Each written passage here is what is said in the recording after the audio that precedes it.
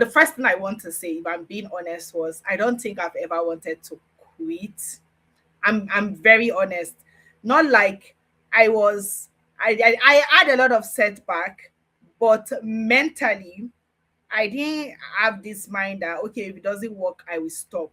Maybe because of my accounting background, or maybe because of my journey growing up. So it's even recent when I reflect that I come to realize that there were some mental words that I've said to myself that I didn't know that my subconscious was like sticking to that identity. So there was two identity that my subconscious took was first of all, I'm a self-motivated person, and secondly, that I was a resilient person.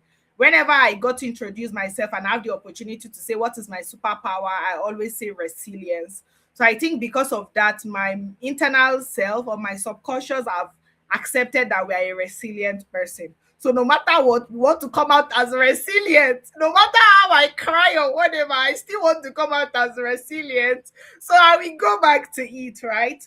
But there were setbacks. There were setbacks.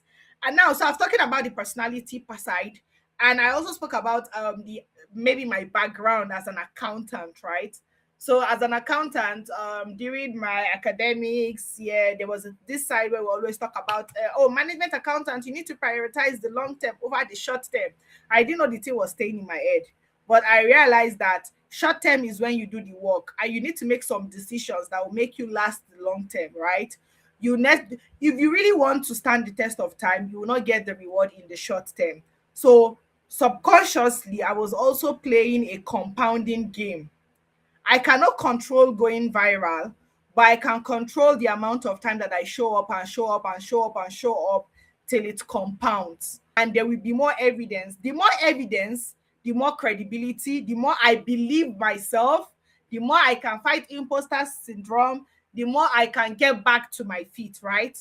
But if I should give an example of a major setback, not necessarily setback, but hiccup that I experienced, right? If I should call it that one, that was maybe last year or last 2 years during my masters, the during the first my first year masters.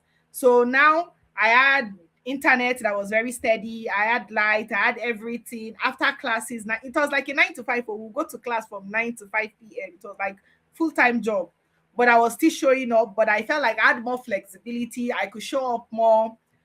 The period that I now started showing up more was when my visibility on LinkedIn was dipping to me, to my own expectation, I to my own benchmark.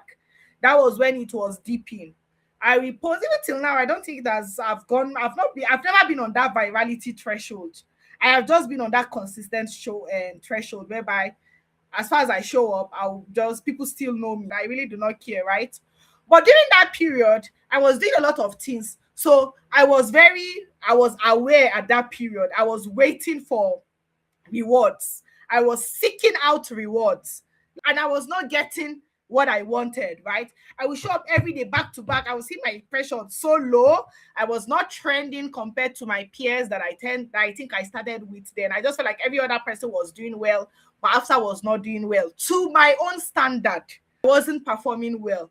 So it was affecting me. I think I was even beginning to compare with some of the people that I started. I think there was even a day I came online because LinkedIn was my major community then, my major form then. I remember that day at work, safe. That was even before I'd gone far. There was one day that I just saw my followers was just reducing. I think LinkedIn was doing all this. It was mopping people that were inactive. So I lost maybe like 2,000 followers. Just looked at it. So I would say that was the moment that maybe I felt like quitting. I didn't feel like it, but I felt like maybe I might just stop, or I might just stop showing up for a while. So that was one of the most difficult period for me. But what I did was sit it out. I just waited it out. I let it go. And then I just continued showing up.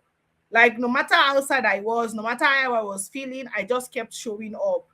You won't believe it. The next year, the following year, I tripled all my followers. Like I tripled because I had been showing up for like 2 years or 3 years consistently.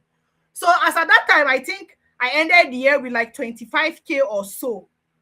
The next year like this, I saw myself at 50K, which means it took me 3 years to get to 25K.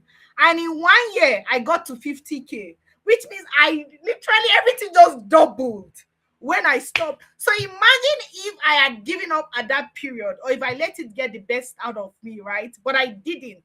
And I just navigated it. So for me, I was playing a compounding game.